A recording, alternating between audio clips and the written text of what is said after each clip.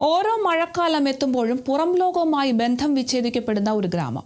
പാലമില്ല, റോഡില്ല, ration പോലും ചുമന്ന് പുഴ നീന്തിക്കടന്നും എത്തിക്കേണ്ട അവസ്ഥയാണ്. ഇടുക്കിയിലെ ഇടമലക്കുടിയിലെ ആദിവാസി കുടുംബങ്ങൾ വീണ്ടും ദുരിതത്തിലാണ്. ശാശ്വത പരിഹാരം ഉണ്ടാകണമെന്നാണ് ആദിവാസി സംഘടനകളുടെ ആവശ്യം.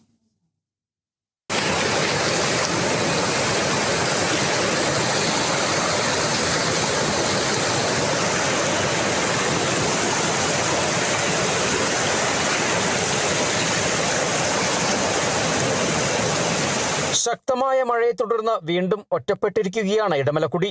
മണലാർ ഭാഗത്ത് പാലമില്ലാത്തതിനാൽ അതിന് അപ്പുറത്തുള്ള 4-5 വാർഡുകളിലേക്കുള്ള യാത്ര പൂർണ്ണമായും ദുഷ്കരമായി. നെന്മണൽക്കുടി സൊസൈറ്റിയിൽ നിന്ന് അവിടേക്കെത്താൻ 3 മണിക്കൂറോളം നടക്കേണ്ട സാഹചര്യമാണ്.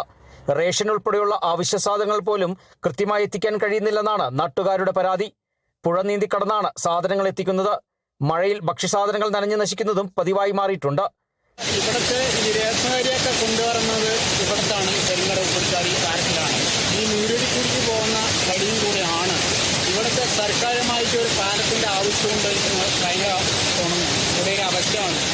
ഇടമലക്കുടിയുടെ ഒറ്റപ്പെടലിന് ശാശ്വത പരിഹാരം കാണാൻ പാലവും റോഡും അടക്കമുള്ള അടിസ്ഥാന സൗകര്യങ്ങൾ എത്രയും വേഗം ഒരുക്കണമെന്നാണ് ആദിവാസി സംഘടനകളുടെ ആവശ്യം. റോഡ് സൗകര്യമില്ല, പിന്നെ പാലങ്ങളില്ല.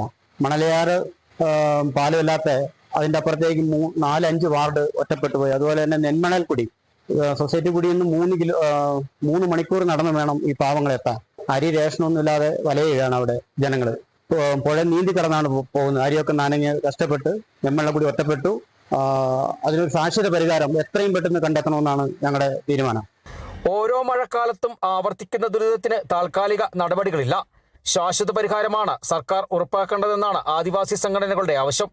മഴ ശക്തമായി തുടരുന്ന സാഹചര്യത്തിൽ ഇടമലക്കുടിയിലെ ജനങ്ങളുടെ ആശങ്കയും വർദ്ധിക്കുകയാണ്. Kerala vision news, Idukki.